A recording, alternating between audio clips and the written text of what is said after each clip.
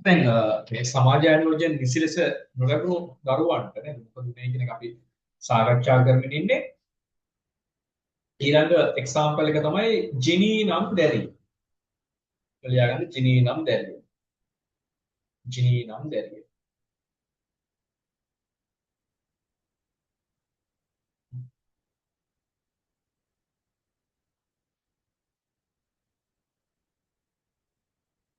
හරි. එතකොට මෙයා වයස මාස 3 පමණ ඉඳලා කැලිෆෝනියාවෙන් හොයාගන්න දැරිය. වයස මාස 3 පමණ ඉඳලා අවුරුදු 13 විතර වෙනවා. මෙයාව හදලා තියෙන අර වාජනයක බලදක් වගේ ලොකු විශාල වාජනයක තමයි මේ ළමයා දාලා තියෙන්නේ. ඇඟටම හිර වෙන විදියට ඇඳුම් අඳලා මාස 3 ඉඳලා අවුරුදු 13 වෙනකම් මේ ඇඳලා තියෙන අර වාජනයක් විශාල වාජනයක තමයි මේ ළමයා හැදෙන්නේ. එතකොට මෙයාව අනාවරණය කරගන්න මේ ළමයාට කතා කරන්න බෑ.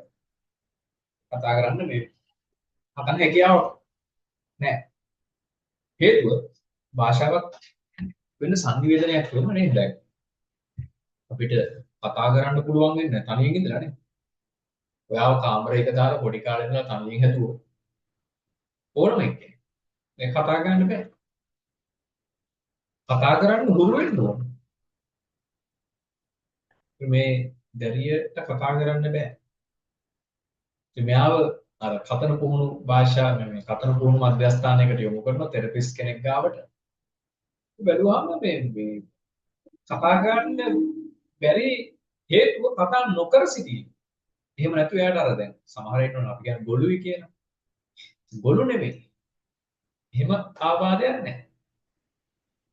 නමුත් එයාට වෙලා තියෙන්නේ කතා කිරීමට හුරු වෙලා නැහැ. ඒක කොහොමද ඉතින් එහාට සමාජයට යන්නේ නේද? හරි. එහෙනම් මෙව ලියාගන්න. කැලිෆෝනියාවේ කැලිෆෝනියාවේදී කැලිෆෝනියාවේදී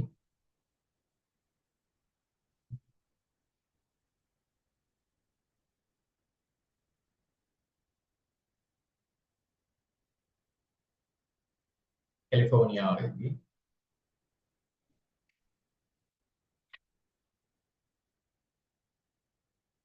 සිරකර තැබූ කැලිෆෝනියාවේදී සිරකර තැබූ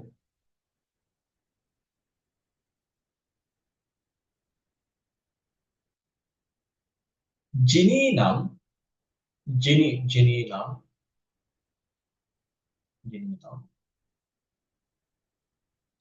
වයස අවුරුදු 13ක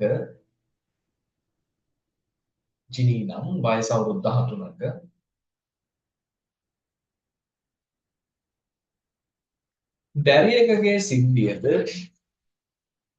දැරියකගේ සිද්ධියද දැක්විය හැක. දැක්විය හැක.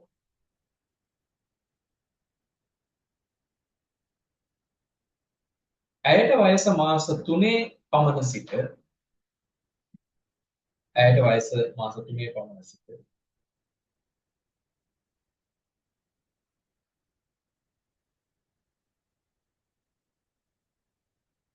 අවුරුදු 13 පමණ දක්වා අවුරුදු 13 පමණ දක්වා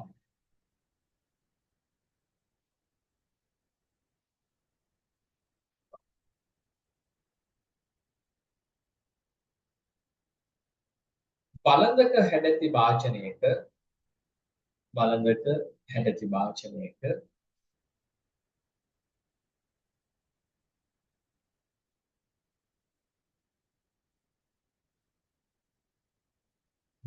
ඇඟ තදවන පරිදි ඇඳුම් අඳවා ඇඟ තදවන පරිදි ඇඳුම් අඳවා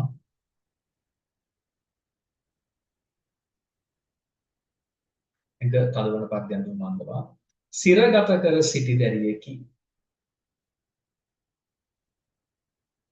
සිරගත කර සිටි දැරියකි.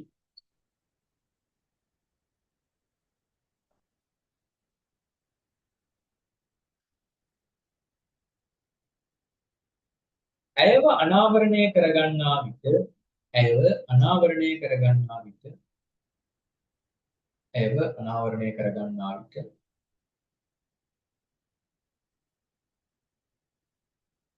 ඇයට කතා කළ නොහැකිය. ඇයව අනාවරණය කරගන්නා විට ඇයට කතා කළ නොහැකිය.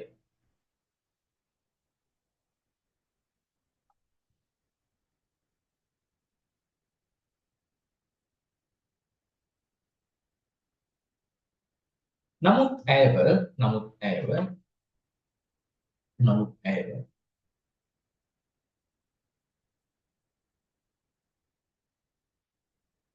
කතන භාෂා පුහුණු මධ්‍යස්ථානයක් වෙත යොමු කිරීමෙන් පසු කතන භාෂා පුහුණු මධ්‍යස්ථානයක් වෙත යොමු කිරීමෙන් පසු පසු පසු පසු ඇයට කතා කළ නොහැකි ඇයට කතා කළ නොහැකි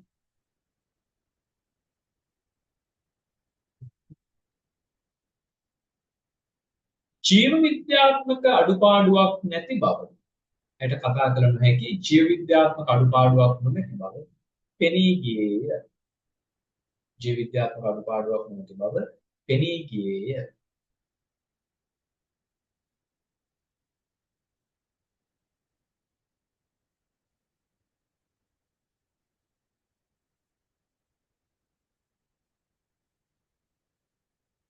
පුද්ගලයා තුළ පුද්ගලයා තුළ පුද්ගලයා තුළ පුද්ගලයා තුළ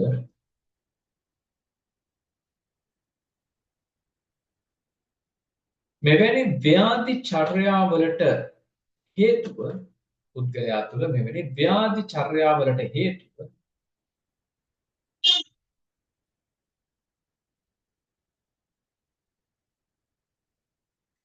හේතුව නියමාකාරයෙන්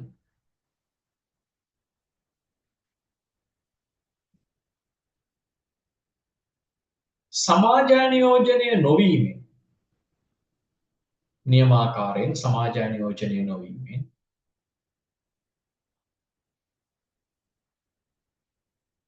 අහිතකර ආත්ම රූපයක් ලබා දීම අහිතකර ආත්ම රූපයක් ලබා දීම. හරිද? හරිද ළමයි?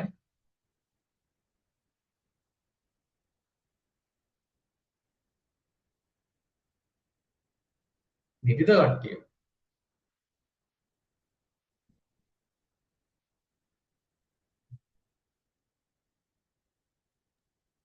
සර් ඔව්.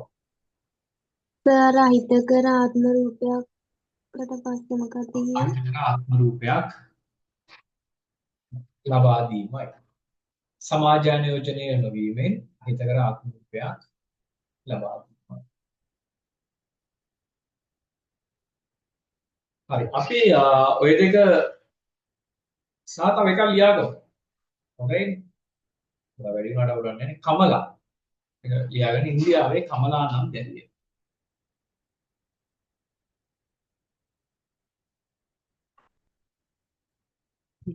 අපි ඒකත් ලියාගමු.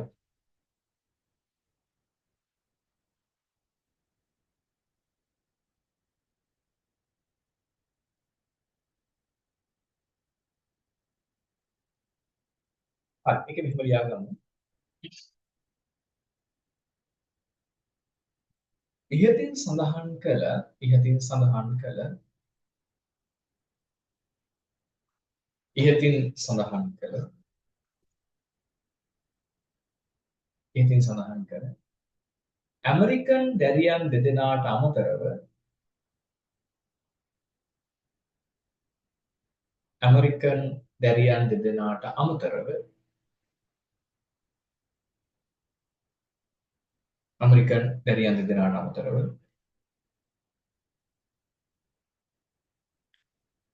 එහා සමාන තවත් නිදර්ශනයක් එහා සමාන තවත් නිදර්ශනයක් එහා සමාන තවත් නිදර්ශනයක්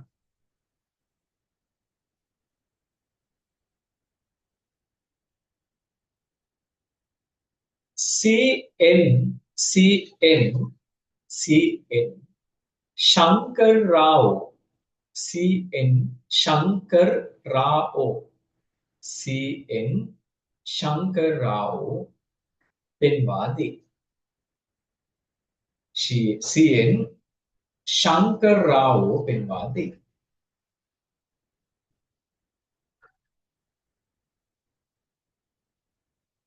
1920 වර්ෂයේදී 1920 වර්ෂයේදී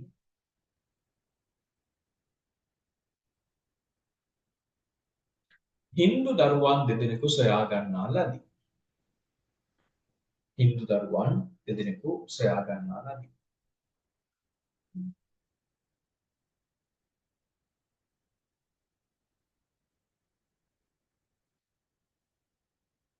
හරි. එක් අයෙකුට වයස අවුරුදු 8ක් වන අතර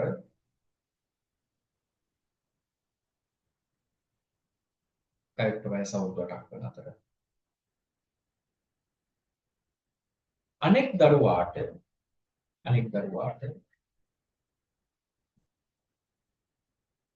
වයස අවුරුදු 2කට අඩුය. වයස අවුරුදු 2කට අඩුය.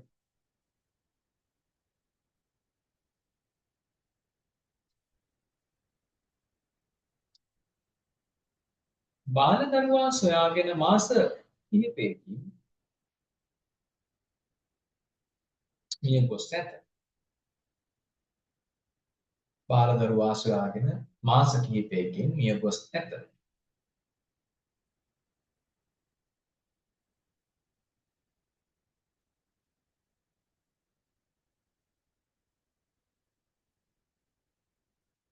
වැඩිමලා වූ කමලා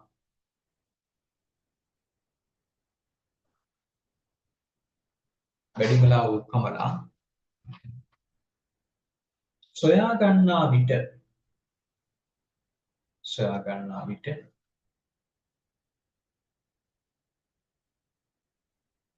ඇවිද ගියේ හතර ගාතේනි අර සත්තු වගේ ඇවිද ගියේ හතර ගාතේනි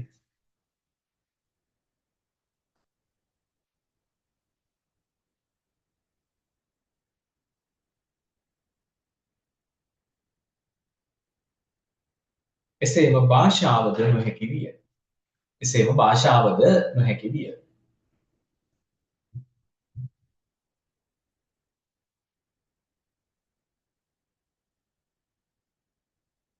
එසේම මිනිසුන්ට මුහුණ දීමටද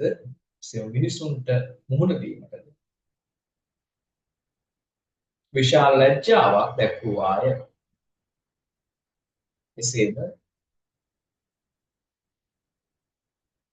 මිනිසුන්ට මුහුණ දීමටද විශාල ලැජ්ජාවක් දැක්වුවාය.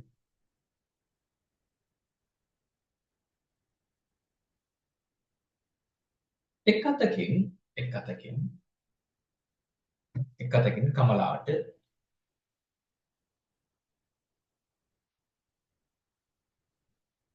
සෙනෙහසක් නොලැබුණු පෞරුෂයක්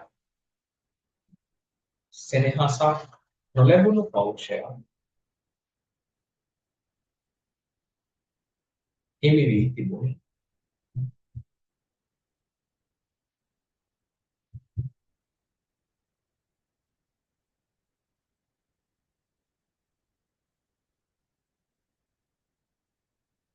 නමුත් පසුව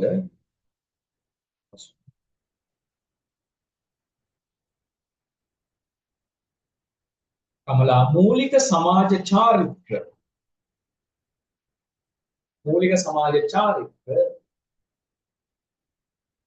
ඉගෙන ගත්තාය.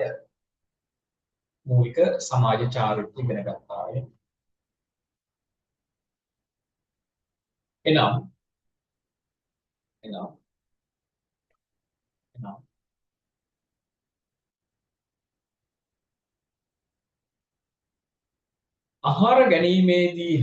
ආහාර ගැනීමේදී හා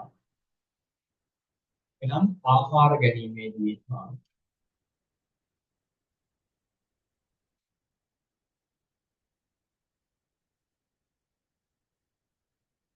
ඇඳුම් පැළඳුම් ඇඳීමේදී ඇඳුම් පැළඳුම් ඇඳීමේදී භාවිතා කරන පුරුදු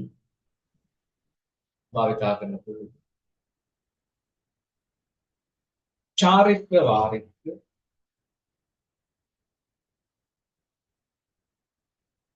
සිරිත් විරිත් යන ආදිය දැක්විය හැකිය.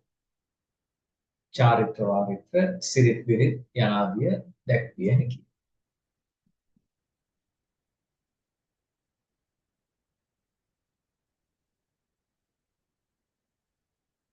එසේම ඇය මන්දගාමීව ශ්ලෝක මන්දගාමීව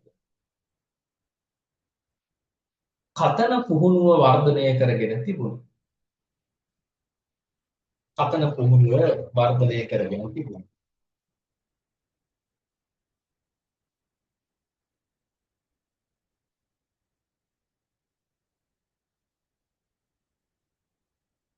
එක්නාස් 929 දී කමලා මිය ගොස් ඇත. අවුරුදු 17 දී වගේ නේද? 1929 දී කමලා මිය ගොස් ඇත.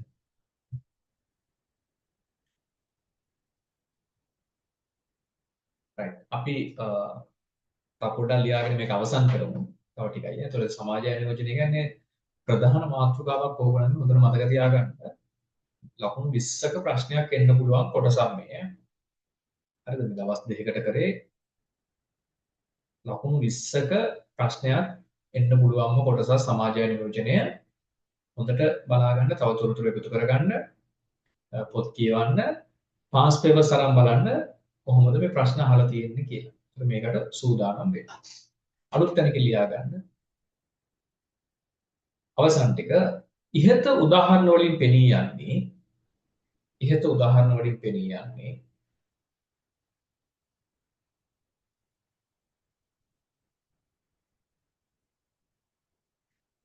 කෙනෙකුට ඉහත උදාහරණ වලින් පෙනී යන්නේ කෙනෙකුට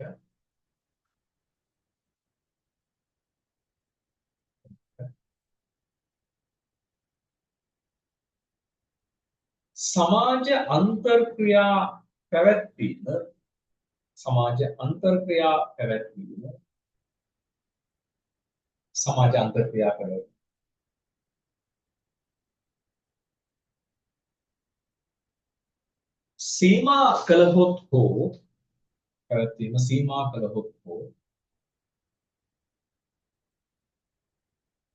සීමා කළහොත් හෝ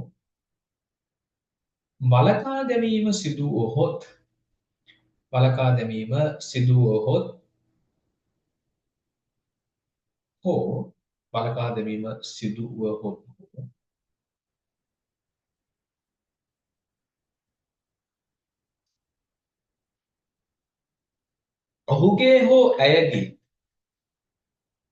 ඔහුගේ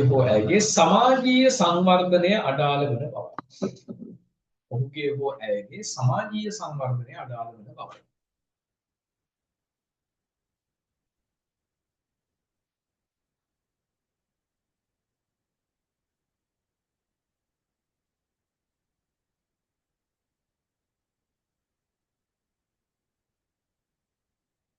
M. Spencer සහ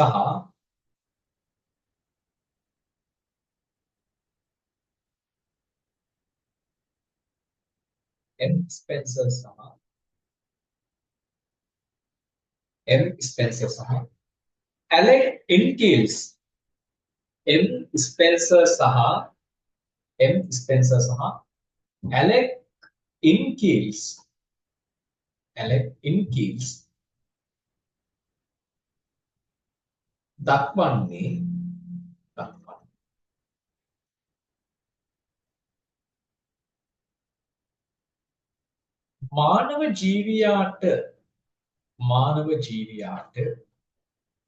මානව ජීවියාට සමාජ අත්දැකීම් ලබා ගැනීම මානව ජීවියාට සමාජ අත්දැකීම් ලබා ගැනීම වැළකී ගියහොත් මානව ජීවියාට සමාජ අත්දැකීම් ලබා ගැනීම වැළකී ගියහොත්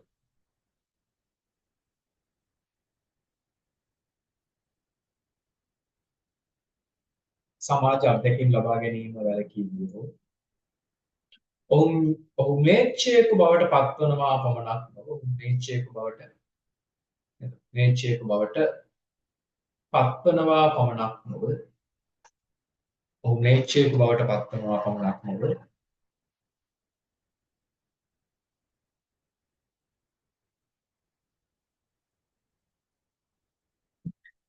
සමාජයේ අනිකුත් සමාජිකයන් ගැනද සමාජයේ අනිකුත් සමාජිකයන් ගැනද සමාජයේ අනිකුත් සමාජිකයන් ගැනද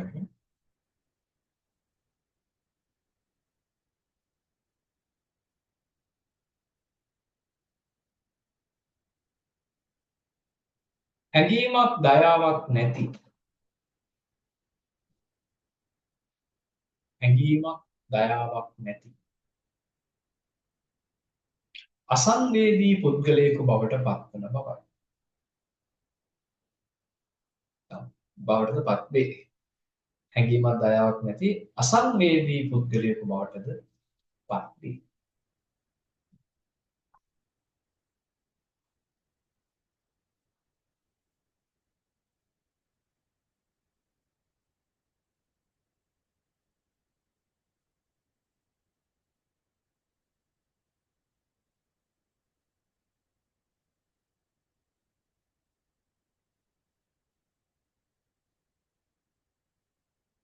right හරි එහෙනම් අපි අතන නතර කරමු අහගන්න අපි නම් සාකච්ඡා කරලා ඉවර කරේ 2001ට අදාළ ප්‍රධාන මාතෘකාවක් වන සමාජයන යෝජනය නේද අපි ඉංග්‍රීසියෙන් කියන සෝෂලයිසේෂන් කියලා සරලව ගත්තොත් මානව ජීවියා සමාජීය ජීවිය බවට පත් කිරීමේ ක්‍රියාවලිය තමයි සමාජයන යෝජනය කියන්නේ නේද ඒකට තව විදියකින් කියනවා නම් එක එක අපි හැමෝම අයිති සංස්කෘතියක් තියෙනවා.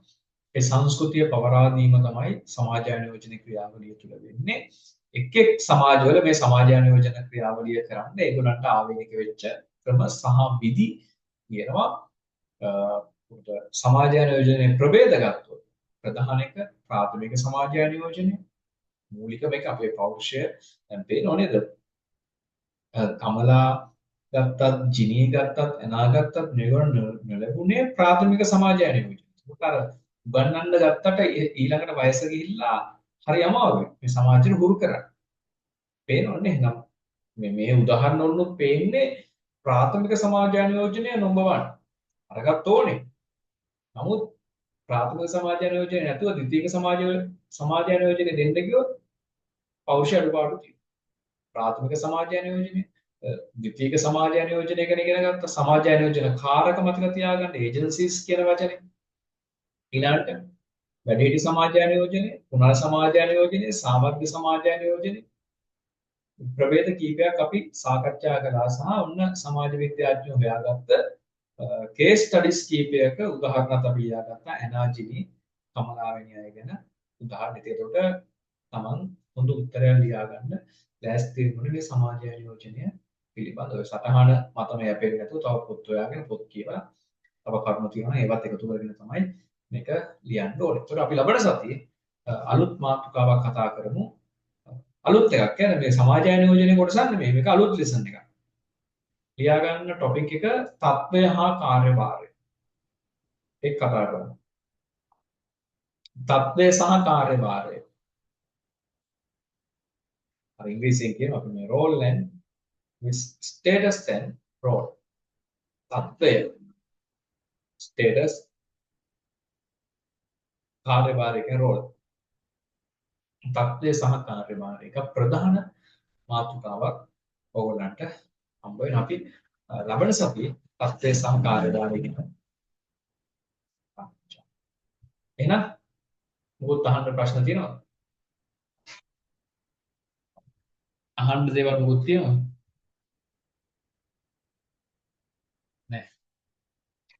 හරි. එහෙනම් ළමයි ආයුබෝවන්.